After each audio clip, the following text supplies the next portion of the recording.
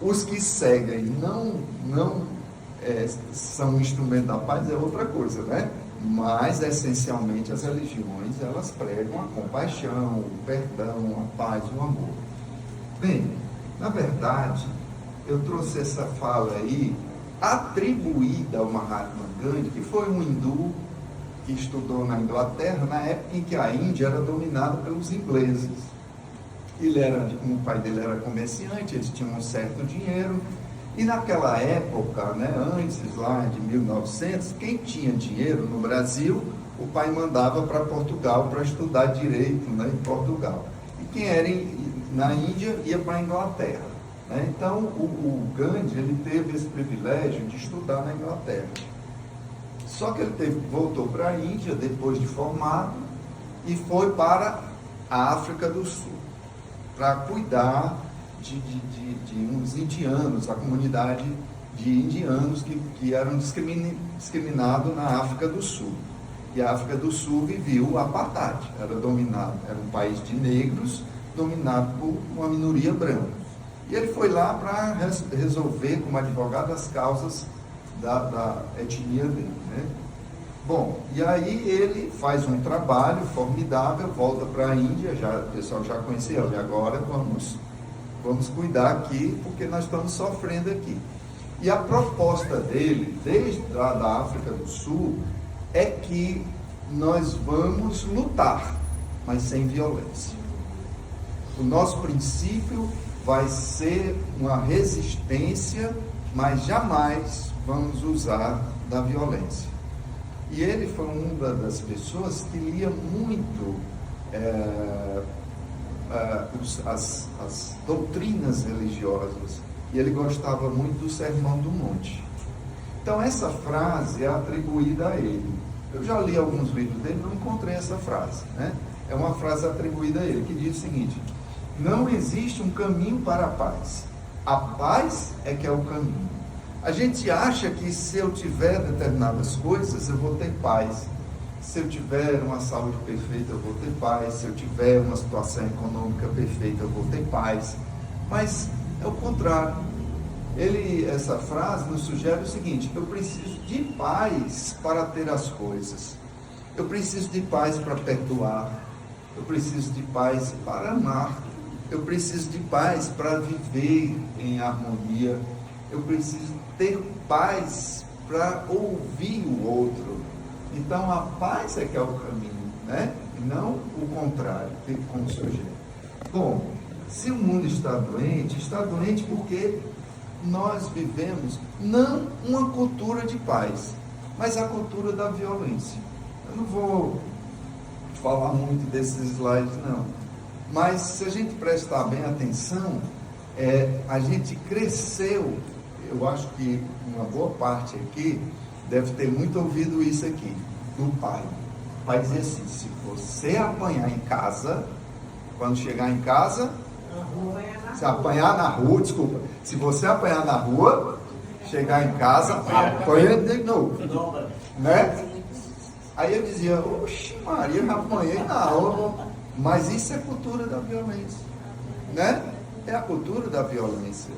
A gente é de uma época em que dizia assim: se tivesse um casal brigando, deixa, porque em briga de marido e mulher ninguém mete a colher, né?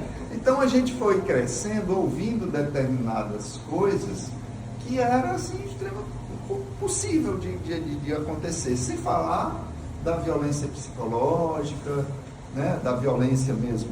E aí é como o slide mostra, que existe uma violência ativa, mas existe também uma violência passiva, né? Não vou me demorar nisso. E o que é então, o que seria não uma violência? O primeiro princípio da ação não violenta é a não cooperação com qualquer forma de humilhação.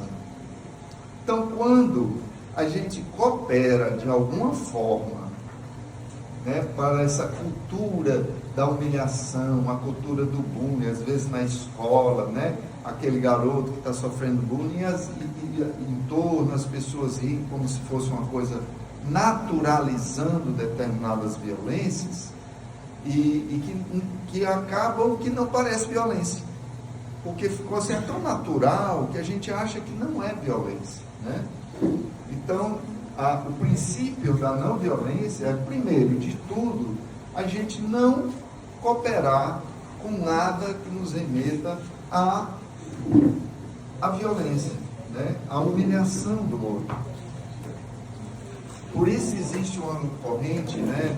Uma ciência, podemos dizer assim, ou que é a chamada a comunicação não violenta. Vocês já ouviram falar? Já, né? Que é muito interessante, né? A comunicação não violenta. Não vou falar disso, mas é só para dizer também que a nossa fala, ela está muito imbuída, assim, ela carrega um peso também da violência, né? Às vezes, a nossa linguagem corporal, ela é violenta, né? Então, quando a gente fala assim, cultura de paz, cultura no sentido de a gente cultivar, como no sentido mesmo de agricultura, né? A cultura tem vários sentidos, a palavra cultura. Quando a gente fala em cultura, a gente pensa em arte, pensa em música, mas também em plantio, daí a agricultura, a piscicultura. Então, o que é? É o cultivo. Então, a gente tem que aprender a cultivar a paz. Mas existem uns mecanismos para isso, não é fácil, né? É um processo. Bom, e aí, eu gostaria de começar dizendo assim, existem dois mundos. O mundo externo, que é esse que eu consigo perceber através dos meus sentidos, esse mundo material, esse mundo que a gente vive, e o mundo interno, que é aquele mundo psíquico, é o mundo da alma, é o mundo interior. Esse mundo externo, eu vou fazer aqui uma abordagem dos filósofos existencialistas, certo? Que acreditavam somente na existência como tal, não existia vida depois da morte nem nada. Mas vamos imaginar, todos nós, que é o seguinte: nós surgimos nesse mundo, nós aparecemos, nós surgimos dele. Eu não escolhi, claro que a gente escolhe, certo? Eu não estou levando em consideração a doutrina espírita agora. Eu não escolhi a cidade, eu não escolhi a cor da minha pele, eu não escolhi o meu gênero, eu não escolhi o meu pai e minha mãe, nem a língua, nem a minha classe social, eu não escolhi, eu surgi nesse mundo. Então, quando eu apareço nesse mundo, eu estou sujeito ao que o mundo vai fazer de mim. E a primeira instância de socialização do indivíduo é a família. Então, eu surjo numa família. E aí eu vou aprendendo determinados valores com essa família. Se a família for religiosa, vou ter valores religiosos, vou aprender isso. Se não, vou ter outros tipos, e assim vai. Quando a gente é criança, vai aprendendo que isso é o certo, isso é o errado e tal, tal. Depois nós entramos numa escola, a escola é outra instância de socialização do indivíduo, depois as religiões e, por fim, o Estado. Bom, esse é o mundo, a influência do mundo externo em mim, que os sociólogos, alguns vão dizer que chamam isso de fator social, ou seja, algo externo vai moldando o meu ser interior, certo? Beleza, até aí é um pouquinho, né? Mas vamos lá. É claro que a doutrina espírita nos ensina que nós, no mundo espiritual, antes de se reencarnar, tem um planejamento.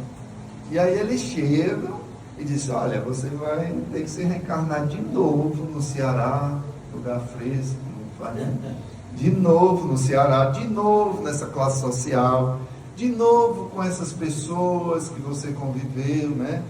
Eu já pedi para a próxima vez nascer na Inglaterra, no castelo de Windsor, né? Pode ser que eu vou logo pedindo agora, humildemente. Eu não quero voltar, mas se voltar, né? A Eline é que briga comigo, ela não diga isso. Mas o que é que acontece? Nós escolhemos. E aí só que nós esquecemos. porque tem o esquecimento, né? E aí nós estamos sujeitos a essa força do mundo exterior. A nossa educação, a nossa língua, a nossa cultura, tá certo? E nós vamos aprendendo a lidar com esse mundo exterior a nós. Só que nós não aprendemos muito a lidar com o mundo interno, com as dores. E aí tem um outro livro maravilhoso chamado As Dores da Alma. Quem conhece? Maravilhoso, né? Que eu recomendo. Próxima vez eu trago um livro para deixar aqui para vocês, As Dores da Alma. E aí nós vamos aprendendo a lidar, nós estudamos, nós trabalhamos, nós criamos mecanismos, vamos aprendendo a lidar com esse mundo. Só que esse mundo vai oferecendo determinados desafios, decepções, tristezas, angústias, e que nós não lidamos muito bem com isso. Por quê? Porque a gente aprende a ler, aprende a escrever, aprende a lidar com várias situações, mas ninguém aprende a como lidar com a frustração, com os erros meus e do outro, né? A gente não aprende a ouvir, a gente aprende a ler, escrever, a falar, mas a escola não ensina a gente a escutar, a ouvir o outro, né? A gente, inclusive, começa a aprender a ler e a escrever antes mesmo de pensar, no sentido de reflexão, né? Então, daí a dificuldade, muitas vezes, de nós fazermos essa reflexão. O que é a reflexão?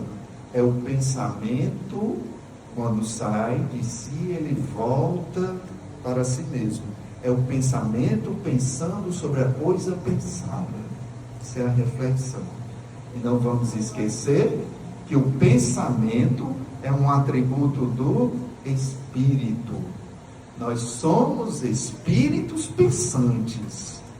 Eu estou aqui, como todos nós, estamos aqui pensando, mas o que pensa não é o meu cérebro. Eu tenho um cérebro que serve como um aparelho para muitas coisas nesse meu organismo, que nós espíritos vamos nos utilizar. Mas eu deixando o corpo, eu continuo sendo um ser que pensa, que sente. Nós continuaremos os mesmos. Se a gente tem uma raiva, vamos levar essa raiva. Se a gente não perdoa, vamos levar essa falta de perdão conosco. Se a gente ama, vamos levar o amor. Bom, então nós temos esse mundo externo. E aí é necessário que a gente reconheça nesse mundo interior algumas traves, certo? E aí quando a gente reconhece essas traves, é que a gente vai poder ver com lucidez o que realmente são as verdadeiras fontes de infelicidade e coisas que nos distanciam da paz. O que são traves, Fernando? Traves são dispositivos inferiores que limitam a nossa marcha evolutiva. Vou já mostrar alguns aí, vocês dizem se concordam ou não. Lembrando, somente quando a gente faz essa viagem para o mundo interior e começa a detectar determinadas traves, que essas traves nos impedem de ser felizes e de termos paz. Tá certo? Vamos lá. Vamos para as traves. Primeira, medo. O medo tira ou não a paz da gente? Tira. Né? O medo nos impede ou não de ser feliz? Impede. Às vezes a pessoa tem medo. Às vezes a pessoa tem medo até de ser feliz. Não vou fazer isso não, porque eu posso me decepcionar. Não, Deus me livre de eu querer aprender a andar de bicicleta, eu posso cair. Né? Então a gente vai sempre colocando algo negativo no nosso caminho. Então eu digo assim, eu vou levantar essa primeira, pai, será que vai dar certo? Né? A gente tem medo, a Tudo que a gente faz, a gente tem medo. Eu me lembro, eu acho que de uma palestra que eu assisti há muito tempo atrás, que a pessoa dizia assim: eu tenho medo, eu tenho tanto medo que eu tenho medo de ter medo, né? Tem gente que tem medo de ter medo, e o medo é uma das traves que nos tira a paz. E às vezes a maioria dos nossos medos são imaginários, nem são reais. É aquele medo, quer ver? Aquele medo assim que a gente diz assim: meu Jesus, eu estou com uma dor na cabeça e o médico disse que eu fosse fazer uma ressonância, um cora, e se for um tumor? Pronto, aí você já não dorme, você já não come, você já decretou a sua morte, você já vê logo se está em dia o carnê do cemitério, né? Você já imaginou um tumor tomando conta da sua cabeça. Eu tenho muita dor de cabeça, muito. Tumor eu não tenho, porque eu tenho dor de cabeça desde a adolescência. Se eu tivesse um tumor, ele já estava do tamanho de uma bola de basquete, né? Porque não dá, né? Imagina. Então, tumor eu não tenho. A minha dor de cabeça não é isso. Mas a gente tem medo. E o medo tira um pouco a nossa paz. Uma outra trave que a gente pode colocar é a cólera. A cólera no sentido de raiva, né? Quando a gente é muito irritado, quando a gente tem muita raiva, alguns chegam a ter ódio, né? E a gente vive essa escala do ódio no mundo externo. Mas esse ódio no mundo externo é um reflexo do ódio do meu mundo interno. O mundo externo, ele é sempre um reflexo, né? A gente vive ódio em tudo. A gente não pode ir mais assistir um jogo de futebol, porque tem medo de usar a camisa do nosso time, porque o outro pode nos agredir. Por isso, a gente é agredido porque professa determinada religião, o outro não, né? E por aí vai. E pessoal, o ódio, esses sentimentos, eles desequilibram o nosso campo energético de tal forma que o nosso perispírito é atingido. Vocês sabem, né, do perispírito, é o corpo entre o espírito e o corpo físico. Ele é atingido e, consequentemente, atinge o corpo físico. Fernando, você poderia me dar um exemplo? Alguém aqui já teve uma raiva na hora do almoço e perdeu a fome? Graças a Deus ninguém, ainda bem, né? Ninguém tem esse tipo de raiva na hora do almoço, né? Eu tenho só, não perde a fome. Não perde a fome. Tem uns que não perdem a fome, eu perco a fome. Uma raiva à noite antes de dormir, perdeu até o sono. Gente, é porque esse sentimento, ele vibra no nosso campo nervoso de tal forma que ele desequilibra todo o sistema orgânico. Você imagina um sentimento fazer você parar de ter sono, porque liberou determinados hormônios chamados hormônios do estresse, os cortisóis, né? Cortisol. E esses hormônios, eles dizem assim para o nosso organismo: ou você ataca, ou você foge. Você está em perigo. Quando você está com medo, quando você está com raiva, quando você está com medo ou raiva, você já vê aquelas pessoas que começam a tremer. Não é de medo, não. Porque a pessoa diz assim: tremeu de medo. Não. Ela está com medo e começou a tremer. Porque o organismo involuntariamente começa a aquecer os músculos para atacar ou fugir. E é isso que um sentimento faz com a gente. Quando a gente não tem mais o corpo físico, a gente tem os mesmos sentimentos. Onde é que a gente sente esses sentimentos?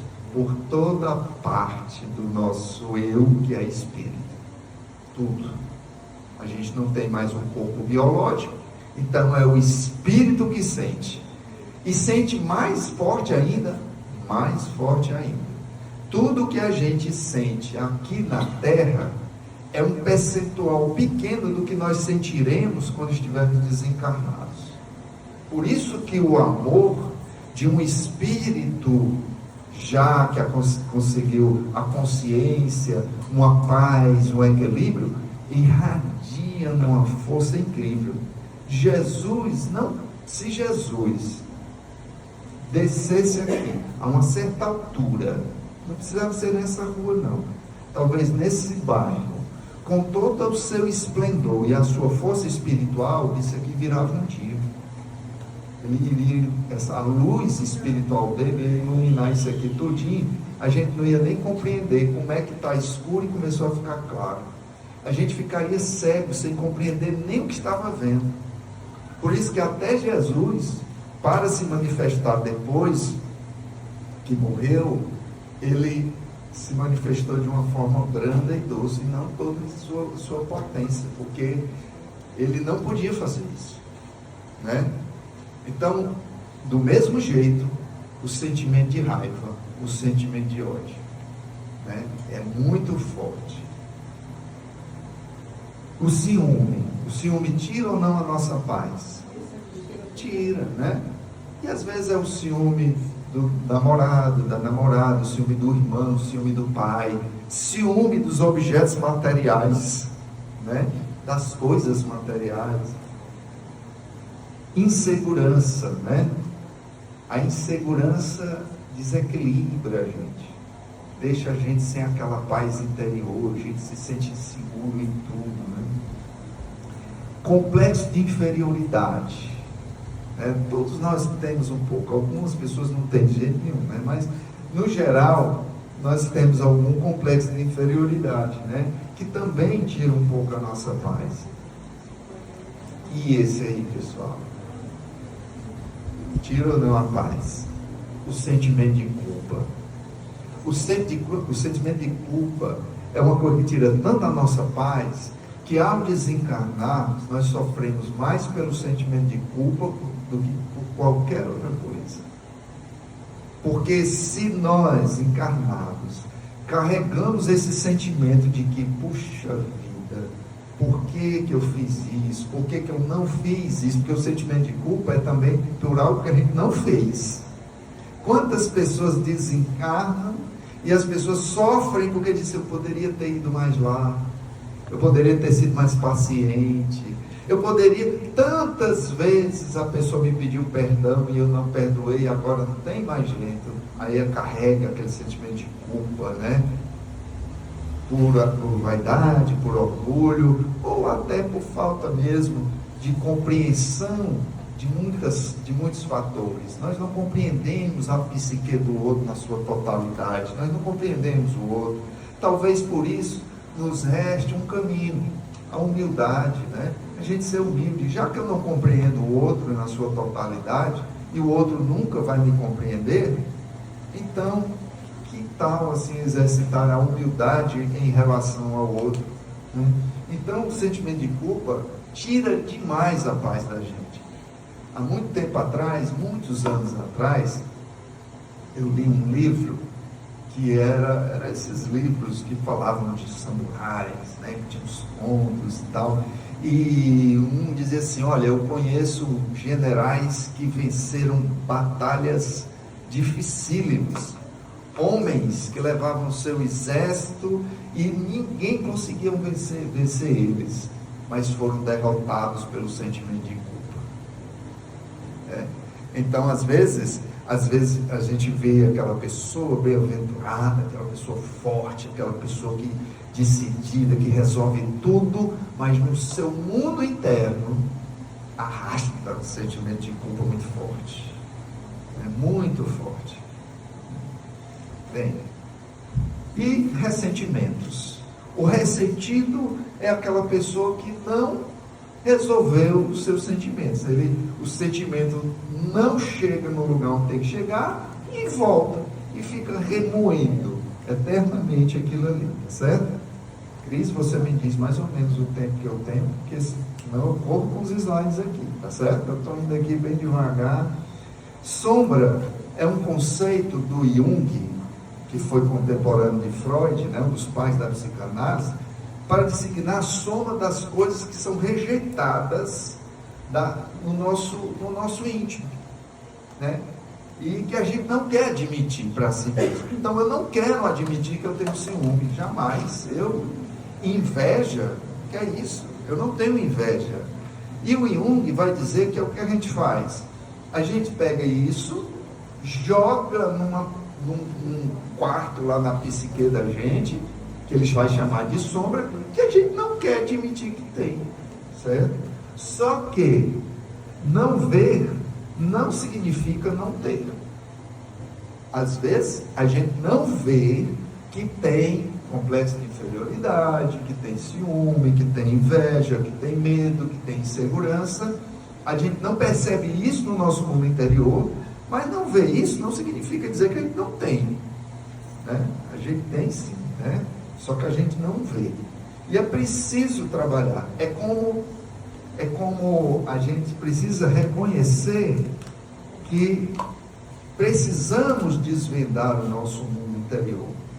E muitas criaturas, como eu e tantos outros, têm medo de si mesmo, de desvendar gradativamente a nossa geografia interna, o nosso mundo interior, com um padrão de carência e medo assim incalculáveis que nós carregamos dentro da gente, e é preciso a alta confiança, o autoconhecimento para a gente chegar a ter paz, tá certo? É preciso então o famoso conhece-te a ti mesmo, que é o que nos convida a doutrina espírita. A doutrina espírita, ela é uma filosofia, uma ciência, mas ela também tem essa característica, né? E até Kardec falava, né, da psicologia, né? De fazer com que a gente volte sempre para o nosso mundo interno, para a gente fazer reflexões profundas. Talvez, eu arrisco a dizer, baseado na literatura espírita e nas mensagens dos nossos irmãos desencarnados, que um dos momentos mais importantes do nosso dia é quando a gente vem para a casa espírita pensar sobre coisas espirituais, trabalhar na nossa dimensão interna, porque o mundo lá fora a gente se resolve, a gente trabalha, a gente faz as coisas, mas a gente tem que ter esse momento de parada para enriquecer o nosso mundo espiritual, tá certo? É preciso que a gente tenha uma real consciência do que queremos, do que podemos, sentimos, pensamos e almejamos. Muitas vezes a gente não sabe o que quer de fato. E aí vem uma fala emblemática do nosso Mestre Jesus, quando procuravam ele, que ele dizia assim: o que queres que eu te faça? É muito profundo, né? É muito profundo, porque tu imagina eu chegando assim perto de Jesus, querendo alguma coisa, e ele olhando para mim, dizendo assim: o que é que você quer? Porque ele sabia, ele como um ser elevado, ele lia nos olhos da gente a nossa alma. Então, né? Quem assistiu aqui um filme chamado Ressurreição, né? Ressurreição é a história de um general romano que recebe uma ordem de Pilatos para encontrar o corpo de Jesus, porque o pessoal está dizendo que ele ia ressuscitar, e o Pilatos diz: olha, encontra logo o corpo desse judeu para acabar com esse negócio de que ele vai ressuscitar. E aí o filme todinho é esse general romano atrás desse Jesus, e ele encontra, só que não morto. Jesus, ele vê Jesus, né? E tem um momento que eu não vou falar o filme todo, porque é bastante interessante, mas a gente poderia fazer várias leituras espíritas, inclusive de Maria de Madalena, né? Maria de Magdala. E aí tem uma conversa desse general com Pilatos, lá no começo do filme, quando ele volta de uma batalha, e ele fala para o Pilatos o que é que ele deseja. Pilatos pergunta: o que é que você deseja? Eu desejo terras, voltar para minha casa, um dia sem sangue, um dia de paz. Lá na frente, depois que ele vê Jesus, depois que ele diz: eu vou atrás desse homem aqui para saber o que é que está acontecendo, porque eu matei o cara e eu estou vendo o cara aqui, eu vou atrás dele. Em determinado momento, ele vê Jesus E ele sobe lá perto, de noite, e ele se senta assim, ao lado de Jesus. Jesus olha para ele olha assim, sem saber o que dizer. Jesus olha e diz assim: o que é que você quer? O desejo mais profundo, né? O que é que você quer? Ele não consegue fazer uma palavra, dizer nada. Aí Jesus diz assim: um dia de paz, um dia sem morte. Aí o cara, né? Se fosse eu, tinha desmaiado, né? Porque a pessoa falar uma fala minha, que eu disse que ele não estava presente, não, um profundo conhecedor da alma. Então a gente precisa, para ter essa paz real, interior, a gente precisa saber o que a gente quer mesmo. E o que a gente sente, o que a gente pode, o que a gente almeja, no sentido mais profundo, tá certo? Cris, fala aí. É preciso que a gente tenha a consciência expandida. A consciência, como eu disse, ela começa do eu, é o ego. Tudo tem que ser em torno de mim, né? É o eu, a criança é o ego, tá certo?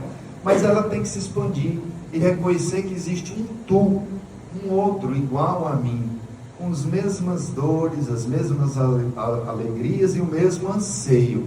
Só que essa consciência não pode parar no tu. Ela tem que ter a ideia do nós. E mais do mundo e do universo. Infelizmente, a nossa consciência espiritual ainda está muitas vezes só até o nós, e o nós é circunscrito à nossa família, né? A do vizinho, tá certo?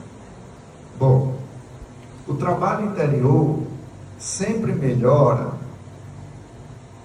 a qualidade de nossa vida, pois passamos a conhecer a nós mesmos e o universo como um todo, visto que somos levados também por um propósito essencial, cuja função é de aprender a amar.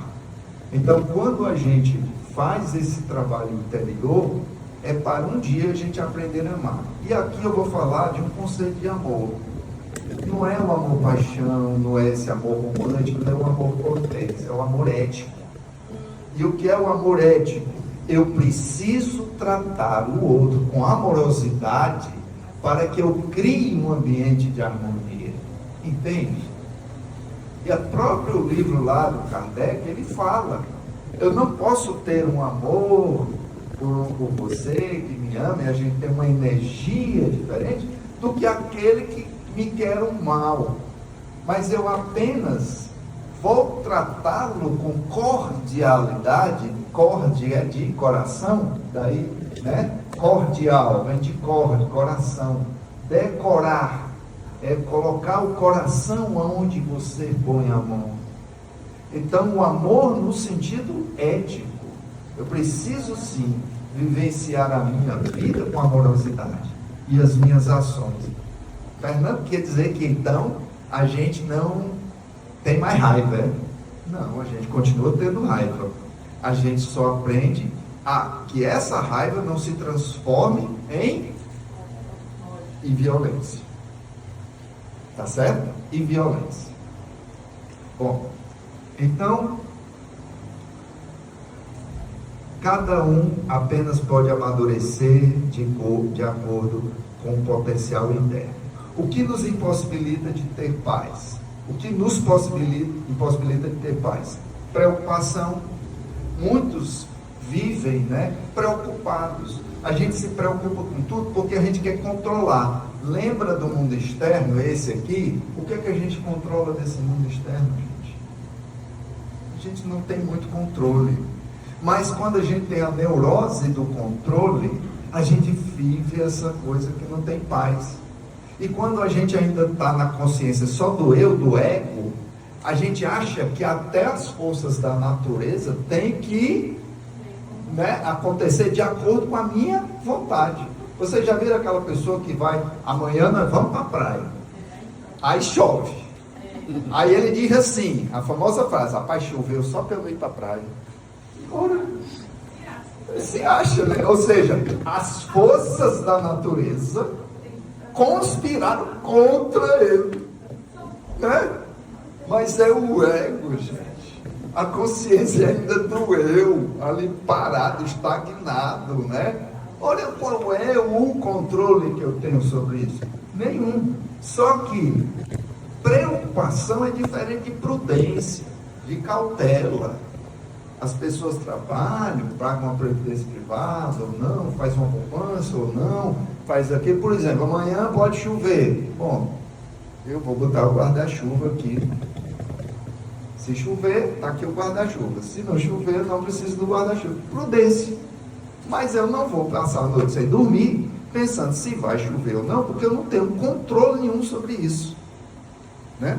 Então, nas coisas do mundo externo e até no mundo nosso, biológico, nós controlamos muito pouca coisa. Eu não sei se vocês lembram, mas eu ainda lembro disso, na época de colégio, os movimentos peristálticos.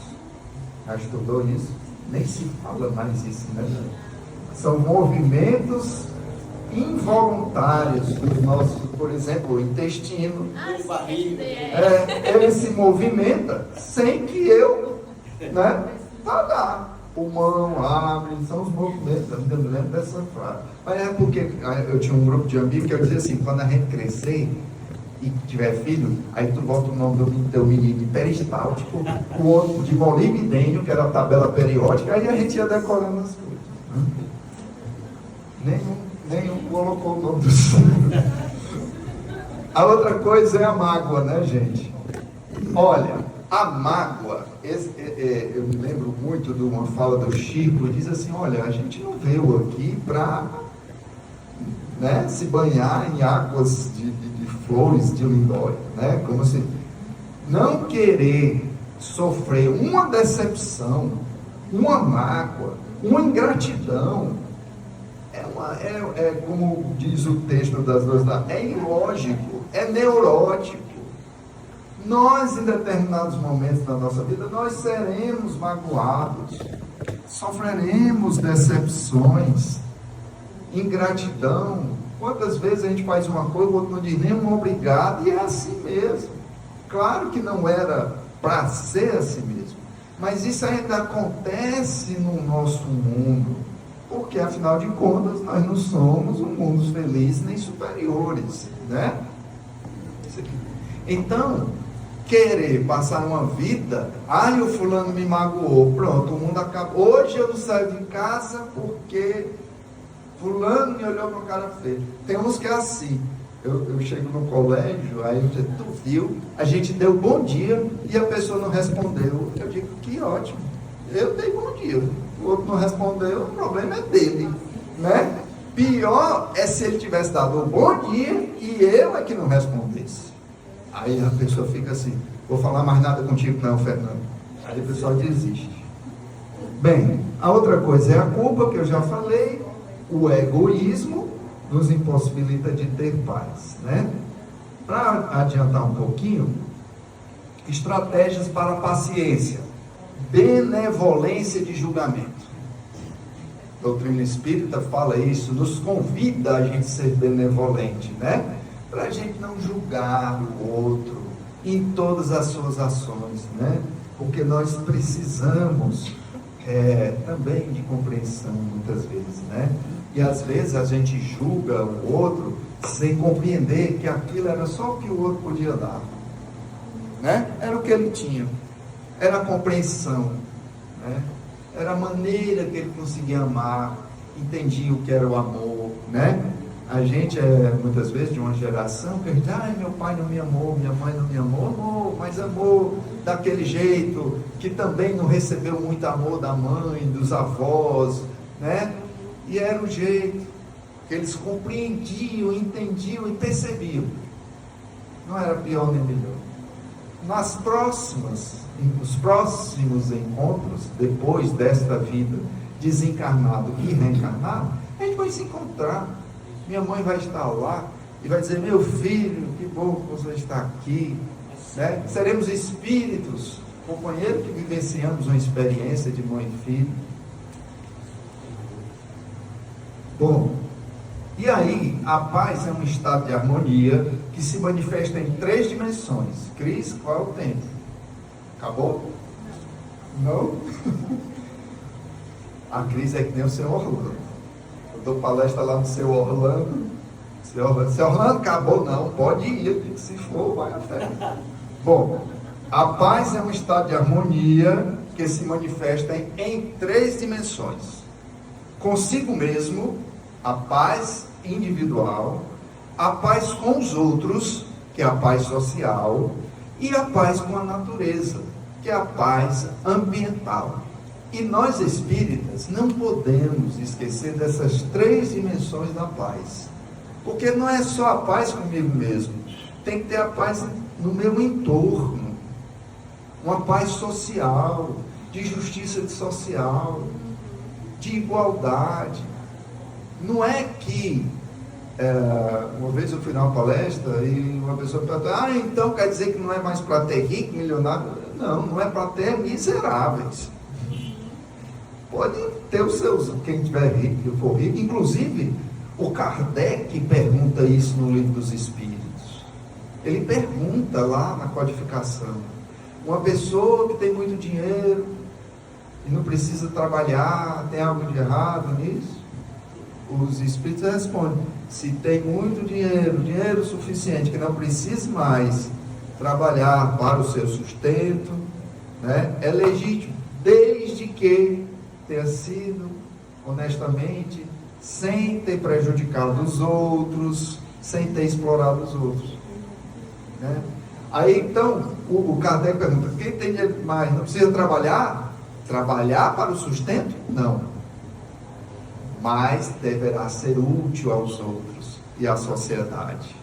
Então a paz social, ela só existe quando existe também justiça social, tá certo? E a paz ambiental, gente, nós espíritas temos que se preocupar sim com questões ambientais. Sabe por quê? Adivinha? Porque a gente vai se reencarnar aqui de novo.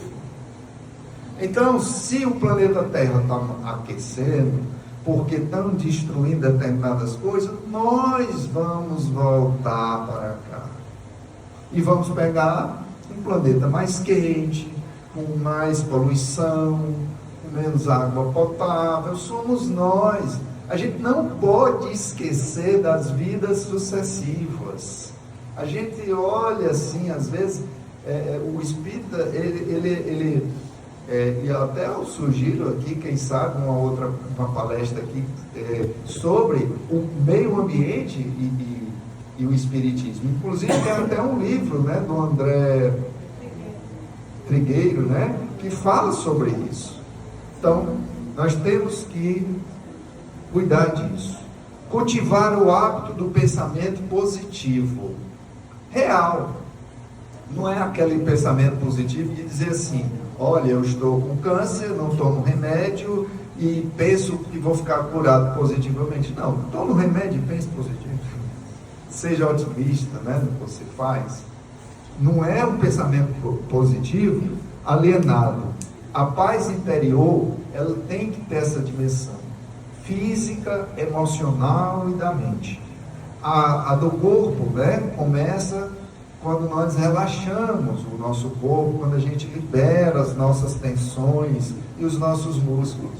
Lá no Evangelho de quinta-feira, a gente começa com uma meditação, um exercício de respiração, né? A gente apaga um pouco a luz, vai respirando, soltando, porque está vindo todo mundo do trabalho, a gente vai soltando aquelas tensões.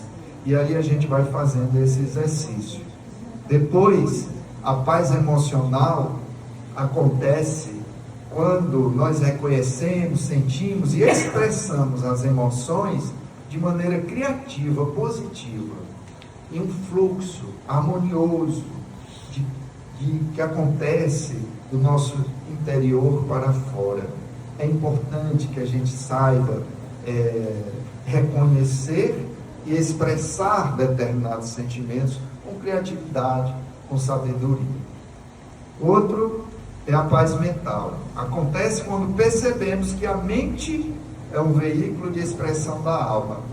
E é preciso silenciar a voz, a mente e o coração. A paz que a gente procura, muitas vezes está no silêncio que a gente não faz. Eu não estou falando do silêncio da boca, mas do silêncio do coração, o silêncio da mente. A nossa mente é muito, né? A gente pensa 1000 coisas ao mesmo tempo, né? Eu conheci um hindu, o Dada Siddheshwara Varananda, e ele diz assim: ora, a função da mente é pensar, você não consegue parar de pensar. Só que nós temos que, imagina que a sua mente é uma árvore e os seus pensamentos são macacos.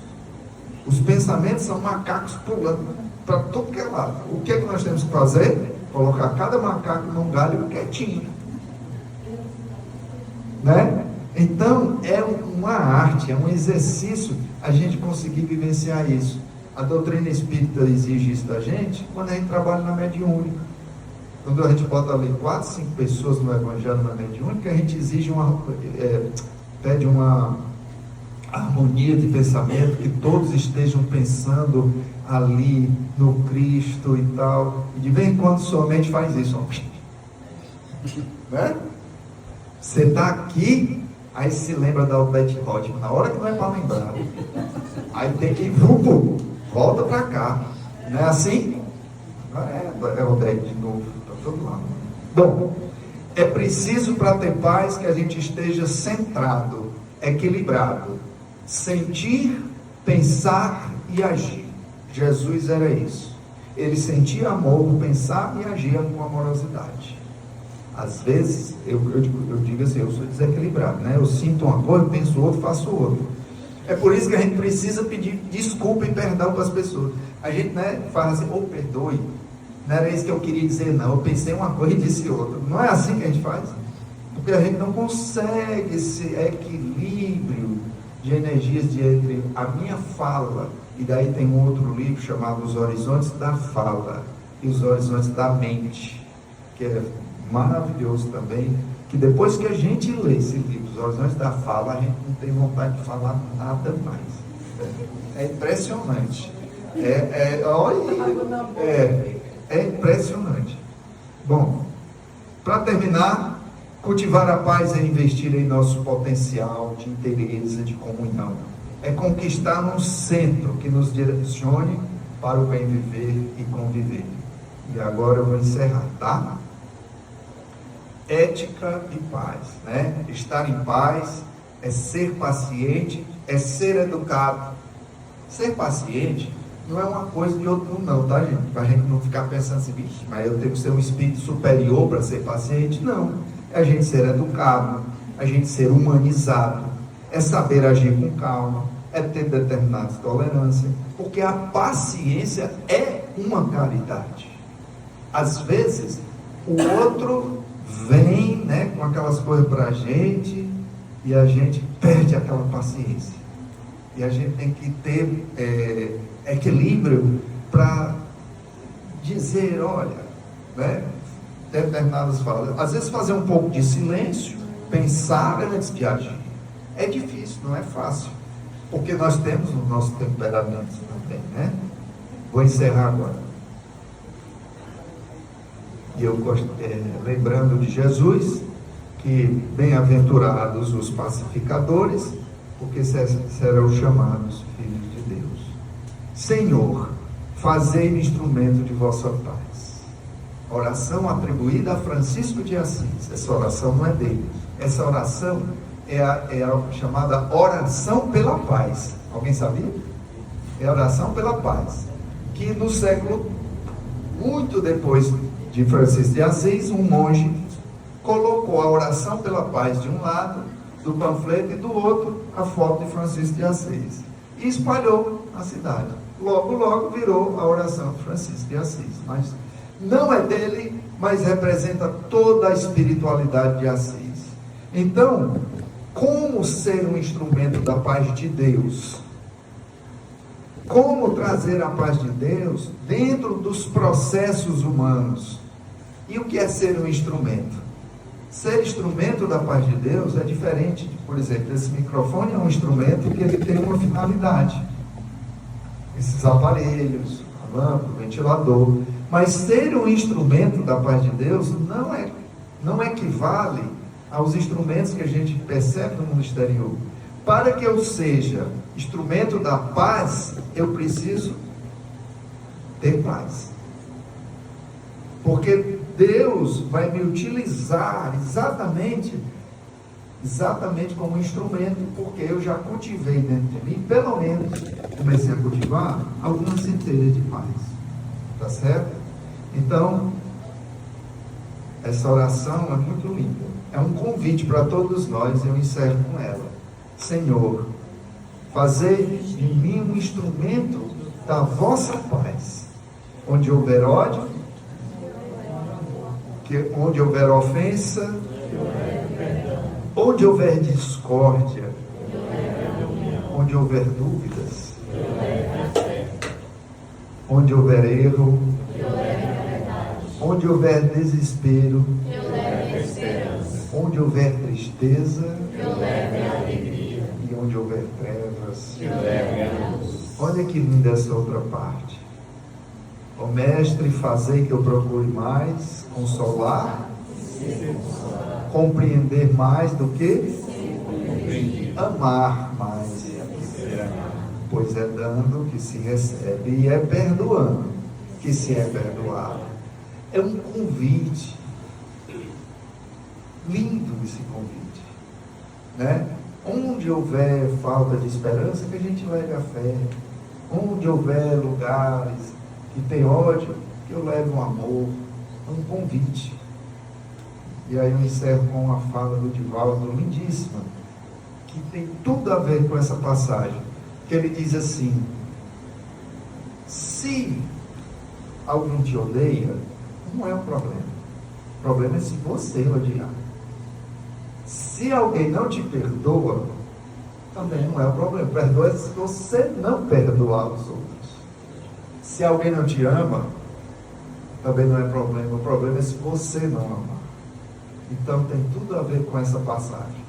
Se o outro não ama, se o outro não perdoa, se o outro ainda odeia, se o outro ainda quer destruir a natureza, se o outro ainda quer destruir o irmão, ele vai ter que aprender. Pior é se for eu. Aí eu tenho um problema. Porque aí eu tenho que me resolver comigo mesmo. Porque eu só sou perdoado quando eu perdoo. E esse perdão vem do meu interior. Tá certo? Então, pessoal, muito obrigado a todos e muita paz.